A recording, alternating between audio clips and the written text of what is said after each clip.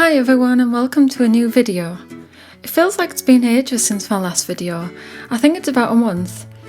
I think it's just because summer is here and we've started going for more days out hiking in the hills and things like that, on top of the usual everyday stuff, and I just haven't had much time to record anything. But I'm planning on recording a weekly vlog next week. I had good feedback from my last vlog. We've got a few nice days out planned, so hopefully the weather will stay good. So the painting that I've decided to do today is to go with my bird series. If you're new here, then a while back I recorded about 4 or 5 videos where I illustrated some British birds using watercolours and coloured pencils. I'll link them to the end of this video if you're interested in taking a look. So this is a lapwing. It's a beautiful bird that we have very close to where I live, and I really love seeing them. They're also found all over the UK as well.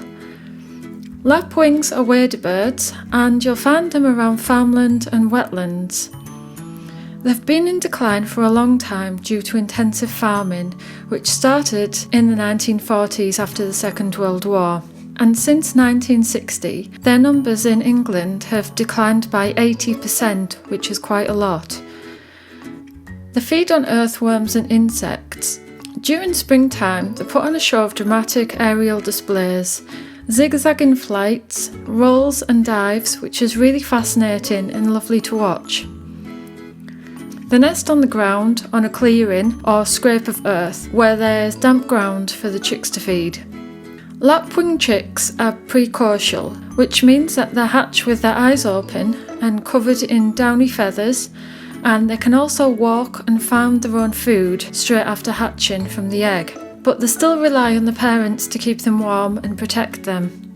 If the adults know they're being watched, they can put on a false nest visit to an area that isn't their nest, which is really clever to kind of fool people that are watching.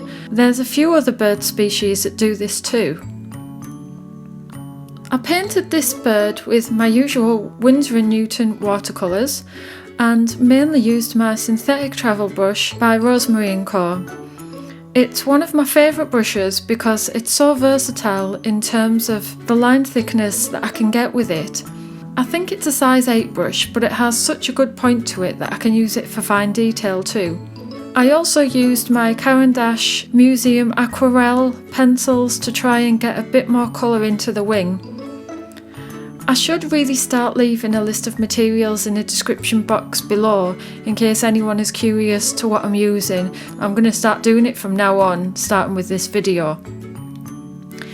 Let me know what you think of the finished bird in the comments below. I'd really appreciate that. I'd just like to say hello to any new subscribers and thank you for subscribing, it means a lot. And it's always lovely when you all leave me comments. I really enjoy reading them and replying. So I'm going to leave it there now, and I hope you enjoy watching the rest of this video. I'll be back with another video soon, and thank you all for watching. Bye!